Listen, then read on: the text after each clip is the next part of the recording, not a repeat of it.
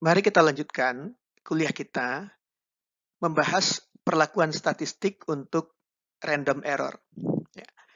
Pada bab ini, kita ingin memberikan arti pada kesalahan pengukuran yang disebabkan oleh adanya random error. Mari sekarang kita lihat beberapa poin-poin penting dalam memahami distribusi Gaussian yang merupakan dasar dari perlakuan statistik untuk random error. Ya. Jadi, analisis statistik dari data pengukuran itu didasarkan pada asumsi bahwa data yang mengandung random error itu memenuhi distribusi normal atau distribusi Gaussian yang sudah kita lihat pada kuliah sebelumnya.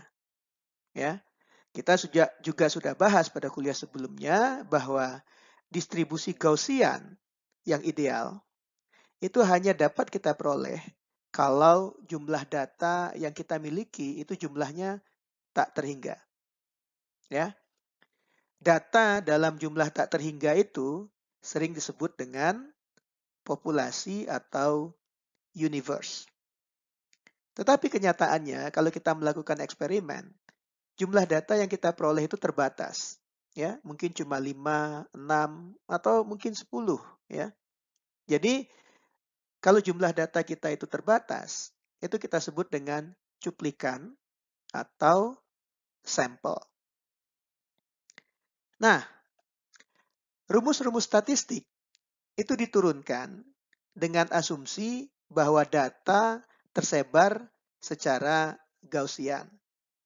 Ya, jadi itu hanya untuk data yang jumlahnya tak hingga, ya, atau kalau kita punya populasi data. Bagaimana kalau data yang kita miliki jumlahnya terbatas?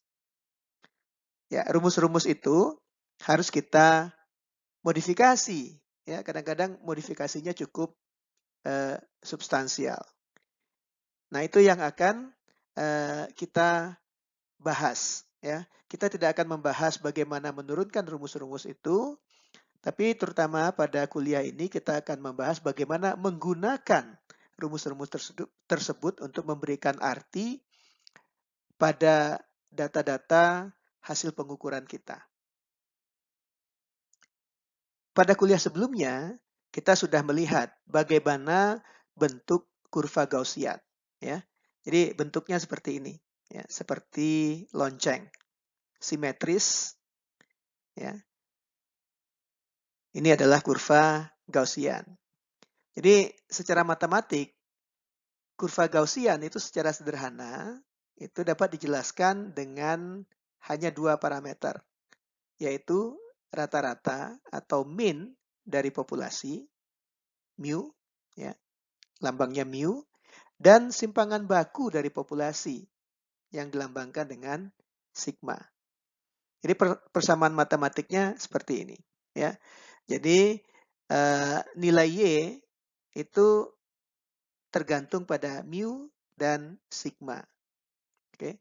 Jadi kalau kita lihat kurva yang sebelah kiri ini, ya, kurva antara frekuensi relatif dari data dan simpangan dari rata-rata seperti yang sudah kita lihat sebelumnya, ya. Ini ada kurva A dan kurva B, ya. Yang membedakan antara kurva A dan kurva B itu adalah nilai sigmanya, ya. Kurva A memiliki nilai sigma A, kurva B memiliki nilai simpangan bakunya sigma B. Ya, dalam hal ini sigma B lebih besar daripada sigma A. Jadi kalau sigmanya lebih besar, kurvanya akan melebar. Ya, lebih lebar daripada kurva yang sigmanya lebih kecil. Nah, kalau kita ingin membandingkan data A dan data B, maka kita harus normalisasi dulu simpangan dari data tersebut. Ya. Jadi kalau simpangan dari rata-rata itu adalah X kurang mu, maka kalau X kurang mu kita bagi dengan sigma, maka kita akan dapatkan parameter yang kita sebut dengan Z. Ya. Jadi kalau sumbu Y-nya kita ganti dengan Z, maka kurva A dan kurva B itu akan berhimpit. Jadi kurva A dengan kurva B menjadi sama persis bentuknya. Ya. Jadi kalau kita ingin membandingkan dua set data, maka kita perlu mendefinisikan nilai Z. Ya, nanti pada kuliah-kuliah berikutnya kita akan bahas hal tersebut. Rata-rata populasi dan rata-rata sampel itu tidak sama. Ya. Jadi kalau Anda memiliki jumlah data tak hingga, lalu Anda hitung rata-ratanya, dengan Anda cuma punya sejumlah terbatas data, lalu Anda hitung rata-ratanya, maka nilainya tidak akan sama. Ya. Nilai rata-rata populasi itu adalah nilai yang sebenarnya. Ya. Cuma kita tidak pernah bisa melakukan eksperimen tak hingga kali. Ya. Jadi rata-rata dari populasi yang kita lambangkan dengan mu itu, sekali lagi, tidak sama dengan rata-rata dari sampel. Ya. Jadi kalau rata-rata dari sampel kita gambarkan dengan X lalu ada garis di atasnya. Ya.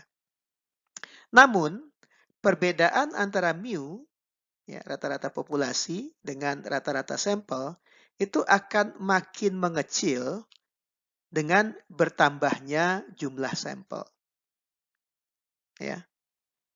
Nah, pada prinsipnya mu dengan X itu tidak pernah sama. Tetapi ya, jika jumlah sampel yang biasa kita lambangkan dengan N itu mencapai 20 sampai 30, ya. Perbedaan antara mu dengan X rata-rata ini itu menjadi sangat kecil sekali sehingga bisa kita abaikan. Ya. Jadi tidak sama. Namun perbedaannya kecil sekali sehingga dapat kita abaikan. Nilai simpangan baku atau standar deviasi dari populasi itu bisa kita hitung menggunakan rumus ini. Ya. Jadi ini sigma itu adalah simpangan baku dari populasi. Ya. Ini XI itu adalah nilai dari data-data yang kita peroleh. Ya. Sementara mu itu adalah rata-rata dari populasi. Ya. N adalah jumlah data. Jadi Anda hitung selisih antara nilai individu dari masing-masing data yang Anda peroleh dikurangi dengan nilai rata-rata populasi lalu dikuadratkan. Ya. Setelah itu setiap selisih yang Anda peroleh Anda jumlahkan. Ya. Setelah Anda jumlahkan Anda bagi dengan N. Setelah Anda bagi dengan N lalu Anda akarkan.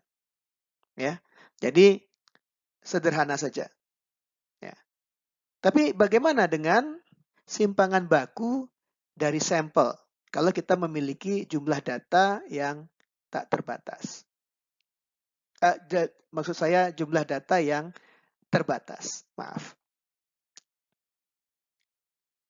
Simpangan baku dari sampel itu dapat dihitung dengan rumus ini. Ya, mirip dengan rumus yang kita lihat sebelumnya. Ya. Kalau tadi ini adalah nilai mu, sekarang adalah nilai rata-rata dari sampel.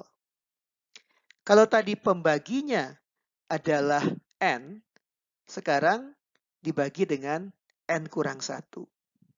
Ya. Jadi N kurang 1 itu disebut dengan derajat kebebasan. Kenapa sekarang pembaginya adalah N kurang 1? Ya, karena untuk menghitung rata-rata, ya, kita harus menggunakan N kan? Ya, Rata-rata itu adalah jumlah dari tiap-tiap data dibagi dengan N. Ya, sehingga untuk menghitung standar deviasi dari sampel, sekarang lambangnya adalah S, pembaginya adalah N kurang 1. Ya, sekali lagi, 1 itu kenapa? Karena N telah digunakan sekali untuk menghitung rata-rata. Sementara untuk menghitung S, kita harus mengetahui nilai rata-rata. Ya, jadi itu alasannya mengapa dibagi dengan N kurang 1.